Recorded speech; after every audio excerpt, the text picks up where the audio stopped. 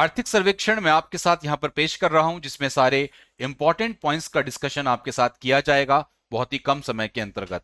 साथियों, यहां पर सबसे पहले मैं आपसे चर्चा करूंगा कि इस क्लास की पीडीएफ के लिए आप मेरे टेलीग्राम चैनल को ज्वाइन कर सकते हैं। इकोनॉमिक सर्वे की हम बात करेंगे यहां पर, और ये हमारे जीएस पेपर 3, इसके साथ साथ ग्रोथ एंड डेवलपमेंट और इस तरीके से जो मॉनेटरी पॉलिसी प्लानिंग, इन सभी टॉपिक्स के लिए इंपॉर्टेंट साबित होगा। इकोनॉमिक सर्वे प्रेजेंट किया गया हमारी मिनिस्ट्री ऑफ फाइनेंस, यानी कि मिनिस्टर जो हैं कौन है, कॉर्पोरेट अफेयर श्रीमती निर्मला सीतारमण जी के द्वारा इसको पेश किया गया। साथियों, सबसे पहले यहाँ पे कुछ क्वेश्चंस के आपको आंसर करने हैं। सबसे पहला क्वेश्चन है कि इकोनॉमिक सर्वे क्या है। तो साथियों, ये एनुअल डॉक्यूमेंट होता है जो मिनिस्ट्री ऑफ फाइनेंस के द्वारा रिलीज किया जाता है, और ये यूनियन बजट के एक दिन जस्ट पहले आपका प्रेजेंट किया जाता है। इसमें इकोनॉमिक सर्वे में अगर हम देखेंगे तो सभी कुछ यहाँ पर इकोनॉमी की कैसी परफॉर्मेंस रही है पिछले सालों में, और उस परफॉर्मेंस को देखते हुए आने वाले साल में हम इकोनॉमी में एक फ्यूचर आउटलुक को देखते हुए आर्थिक सर्वेक्षण हमारे लिए महत्ता प्रदर्शित करता है। साथियों, अगर हम बात करते हैं तो मिनिस्ट्री ऑफ फाइनेंस के अंतर्गत एक डिपार्टमेंट होता है, डिपार्टमेंट ऑफ इकोनॉमिक अफेयर्स, आर्थिक मामलों का विभाग। आर्थिक मामले के विभाग में दो डिवीजन होती हैं, एक बजट डिवीजन और एक इकोनॉमिक डिवीजन। तो आपको बताना चाहूंगा जो इकोनॉमिक सर्वे पेश किया जाता है वो इकोनॉमिक डिवीजन के द्वारा किया जाता है। इकोनॉमिक सर्वे यहां पर कौन कंपोज करता है, तो साथियों चीफ इकोनॉमिक एडवाइजर, मुख्य आर्थिक सलाहकार के द्वारा इकोनॉमिक सर्वे कंपाइल किया जाता है। और अगर मैं आपसे यहां पे आपको बताऊं तो मुख्य आर्थिक सलाहकार कौन है, तो वी अनंत नागेश्वरन आपको यहां पर देखने को मिलेंगे। अगर आप यहां पर सबसे पहली इमेज पर फोकस रखें, सबसे पहली जो इमेज मैं आपके साथ यहां पर रख रहा हूं, इस इमेज में आप देखेंगे तो ये बीच में जो बैठे हुए हैं ये हैं आपके वी अनंत नागेश्वरन साहब, याद रखेंगे। दूसरा प्रश्न आपके सामने आता है कि इसको पब्लिश कौन करता है। तो जैसे कि मैंने आपको बताया, डिपार्टमेंट ऑफ इकोनॉमिक अफेयर्स में इकोनॉमिक डिवीजन के द्वारा इसको यहां पर पब्लिश किया जाता है, याद रखें। और ये बजट जब पेश किया जाता है तो उससे एक दिन पहले जारी किया जाता है। मिनिस्ट्री ऑफ फाइनेंस की ऑफिशियल वेबसाइट पर आप इसको देख सकते हैं। अगर हम हिस्ट्री की बात करें साथियों, तो पहला इकोनॉमिक सर्वे 1950-51 में पेश किया गया था। और अगर हम बात करते हैं तो 1964 तक ये बजट के साथ ही पेश किया जाता था। 1964 के बाद इसको डिलिंक्ड कर दिया गया बजट से, यानी कि अब ये अलग से पेश किया जाता है 1964 के बाद। क्या क्या होता है इसमें साथियों, तो इसमें भारतीय अर्थव्यवस्था के जो अलग अलग क्षेत्र हैं उनके पूरे साल के आंकड़े शामिल होते हैं। इस सर्वेक्षण में भारतीय सरकारों की जो विभिन्न पहले हैं, कार्यक्रम हैं, नीतियां हैं, उनके मुख्य आकर्षण को यहां पर दिखाने की बात की जाती है। इकोनॉमिक सर्वे का सिग्निफिकेंस क्या है साथियों, ये हमारे वर्तमान आंकड़ों के आधार पर भविष्य की नीतियों को बनाने में मदद करने में कारगर होता है। इसके अलावा विकास दर, राजकोषीय घाटा, विदेशी मुद्रा भंडार, जो विभिन्न लक्ष्य हैं उनको प्राप्त करने के लिए सही कदम उठाने में मदद करता है, और आगामी वित्त वर्ष के लिए सबसे इंपॉर्टेंट बजट बनाने की प्रक्रिया में मदद करता है। साथियों, अगर हम बात करते हैं इस बार के इकोनॉमिक सर्वे की, तो इस बार के इकोनॉमिक सर्वे में आपको 13 चैप्टर देखने को मिलेंगे। इन 13 चैप्टर में अलग अलग तरीके से हमारी सरकारों ने अलग अलग डेटा प्रस्तुत किए हैं इकोनॉमिक सर्वे के अंतर्गत। सबसे पहले इसमें कुछ इंपॉर्टेंट डेटा की अगर हम चर्चा करें, पूरा कॉन्क्लूसिव रूप देखें, तो भारत की जो रियल जीडीपी है, रियल जीडीपी दोस्तों हमेशा याद रखें कांस्टेंट प्राइस पर निकाली जाती है, करंट प्राइस पर निकाली जाती, तो उसको बोलते हैं नॉमिनल जीडीपी। तो इंडिया की रियल जीडीपी का यहां पर जो अनुमान लगाया है 6.5 से 7% लगाया है 2024-25 में। इसके अलावा इंडिया की रियल जीडीपी बोला गया है कि 8.2% फाइनेंशियल ईयर 24 में आपको यहां पर बढ़ती हुई दिखी। और यहां पर जो 3 क्वार्टर थे उनमें से 4 क्वार्टर में से 3 क्वार्टर में 8% से ज्यादा जो जीडीपी ग्रोथ है वो हमें फाइनेंशियल ईयर 2024 में देखने को मिली। इसके साथ साथ अगर हम एग्रीकल्चर, इंडस्ट्री और सर्विस सेक्टर का कंट्रीब्यूशन देखते हैं, यानी कि उनका ग्रॉस वैल्यू एडेड, सकल मूल्यवर्धन करंट प्राइस पर कितना होता है, तो एग्रीकल्चर का अगर आप देखेंगे तो 17.7%। इसके साथ साथ अगर हम इंडस्ट्री की बात करते हैं तो इंडस्ट्री का कंट्रीब्यूशन आपको देखने को मिलेगा 27.6%, और सर्विस सेक्टर का 44.7% कंट्रीब्यूशन आप लोगों को यहां पर देखने को मिलेगा। इसके साथ साथ साथियों अगर हम चर्चा करें तो मैन्युफैक्चरिंग सेक्टर के बारे में बताया गया है कि ये मैन्युफैक्चरिंग सेक्टर, विनिर्माण क्षेत्र 9.9% की वृद्धि इसमें आपको वित्तीय वर्ष 2024 में देखने को मिली। इसके साथ साथ हमारी जो कंस्ट्रक्शन एक्टिविटीज हैं, जो हमारी निर्माण गतिविधियां हैं, उनमें भी 9.9% की वृद्धि यहां पर दर्ज की गई है। रिटेल इन्फ्लेशन, यानी कि दोस्तों जो कंज्यूमर के लिए यहां पर मुद्रास्फीति होती है, वो 5.4% फाइनेंशियल ईयर 24 में देखने को मिलती है। और यहां पर अगर हम देखें तो फाइनेंशियल ईयर 2023 में 6.7% थी, जो बहुत अच्छा संकेत है, क्योंकि हमारी इकोनॉमी में इन्फ्लेशन का टारगेट 4 ± 2% आपको देखने को मिलेगा। इसके अलावा वित्त वर्ष 2023 में जो ग्रॉस फिक्स कैपिटल फॉर्मेशन हमारी देखने को मिली है निजी गैर वित्तीय निगमों से, तो याद रखें उसमें 19.8% की वृद्धि हुई। और ग्रॉस फिक्स कैपिटल फॉर्मेशन हमारे देश में एक ड्राइवर ऑफ ग्रोथ के रूप में देखा जाता है।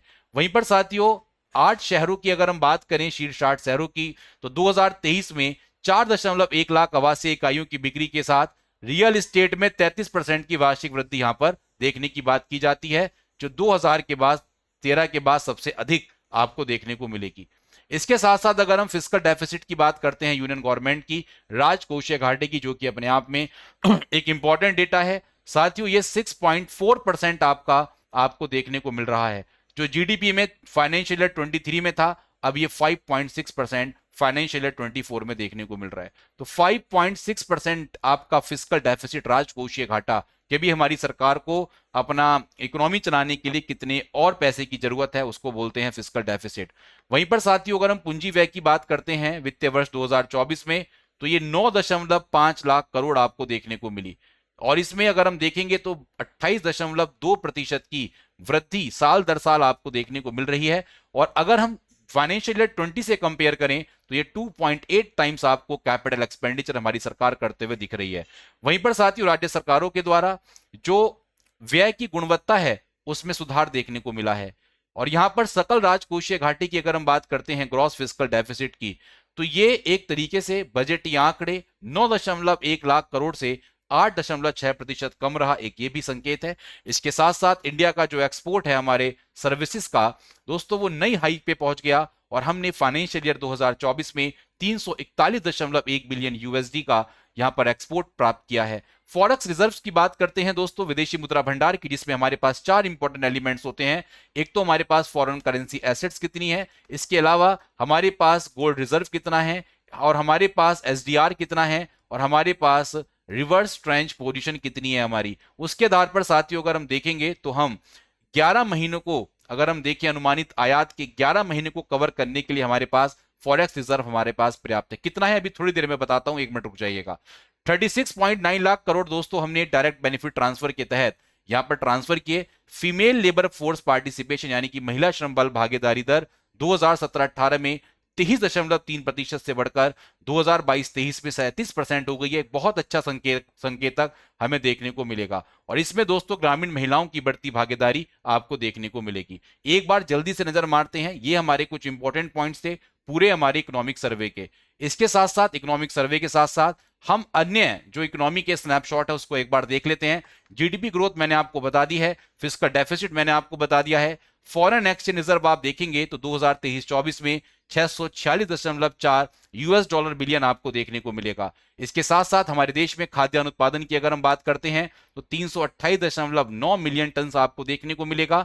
इंडस्ट्रियल ग्रोथ 9.5% की तरफ से ग्रोथ रेट हमारा कांस्टेंट प्राइस पे आपको देखने को मिलेगा। सर्विस सेक्टर की ग्रोथ 7.6%, कैपिटल एक्सपेंडिचर हमारी जीडीपी का 3.2% आपको देखने को मिल रहा है। और फॉरेन ट्रेड की बात करेंगे तो 675.4 हमारा यूएस डॉलर बिलियन इंपोर्ट रहा, आयात रहा, और हमने 437.1 एक्सपोर्ट करा। ऑलवेज इंडिया, हमेशा भी आप याद रखेंगे, हम इंपोर्ट कम ज्यादा करते हैं और एक्सपोर्ट कम करते हैं, ये बात ध्यान रखें। इसी के साथ साथ साथियों अगर हम चर्चा करें जीडीपी ग्रोथ का, एक एग्जैक्ट डेटा आपके सामने यहां पर मैंने पेश किया है, ये आप ऑलरेडी पढ़ चुके हैं। इसके साथ साथ कैपिटल एक्सपेंडिचर मैंने बता दिया, राजकोषीय घाटा आपको बता दिया, फूड गेन प्रोडक्शन बता दिया, विदेशी मुद्रा भंडार बता दिया, औद्योगिक वृद्धि दर आपको क्लियर कर दी, सर्विस सेक्टर ग्रोथ मैंने आपको बता दी है कितनी आपको देखने को मिली। इसके साथ साथ हमारे ये इंपॉर्टेंट है कि विदेशी प्रेषण यानी कि विदेशों से भेजे जाने वाला पैसा प्राप्तकर्ता में दोस्तों हमने 120 यूएस डॉलर बिलियन 2023 में प्राप्त किया है इंडिया के द्वारा। इसके अलावा साथियों अगर हम बात करते हैं तो इंडिया के लिए, भारत के लिए आर्थिक विकास के रोबस्ट पाथवे को अगर हम देखें तो यहां पर इंडिया की इकोनॉमी दोस्तों रियल टर्म्स में 6.5 से लेकर 7% 2024 में देखने को मिलेगी।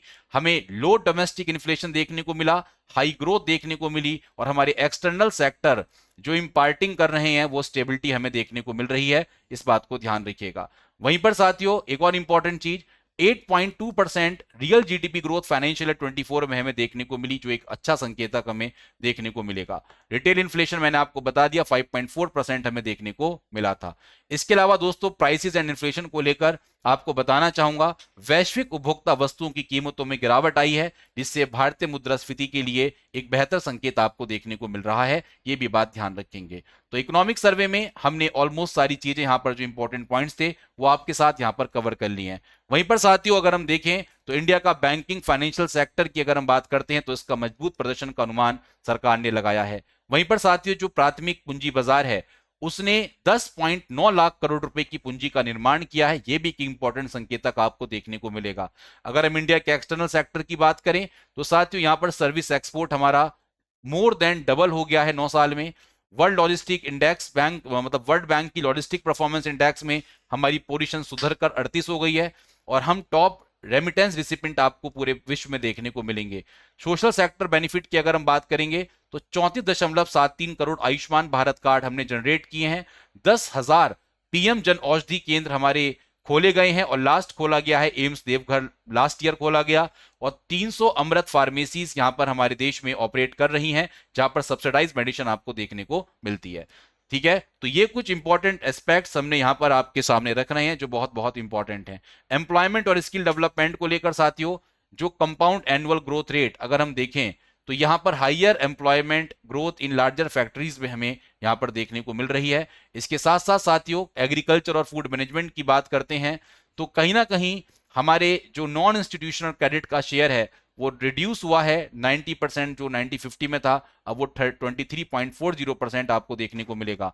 इसके साथ साथ किसानों को लाभकारी मूल्य का आश्वासन देते हुए एमएसपी 1.5 गुना पर तय करने की यहां पर बात की गई है। तो ये कुछ इंपॉर्टेंट एस्पेक्ट्स दोस्तों हमारे आपके किस्में हमारे आर्थिक सर्वेक्षण के माध्यम से आप लोगों को देखने को मिले। मैं उम्मीद करता हूं कि आपको यहां पर इकोनॉमिक सर्वे का एक ओवरव्यू आपके सामने मैंने रख दिया है जो आपकी तैयारी में आपको हेल्प करेगा। और सबसे इंपॉर्टेंट जितने पॉइंट्स ये मैंने आपको बताए हैं ये आपके लिए मोर देन सफिशिएंट पॉइंट है for your preparation point of view. इसी उम्मीद के साथ दोस्तों मैं आपसे कहना चाहूंगा आप हमारे बाकी जो कॉम्प्रिहेंसिव कवरेज है उसके लिए हमारे स्टडी IQ के प्लेटफॉर्म से जुड़कर अपनी तैयारी को कर सकते हैं। धन्यवाद, thank you so much and may God bless you all. Thank you.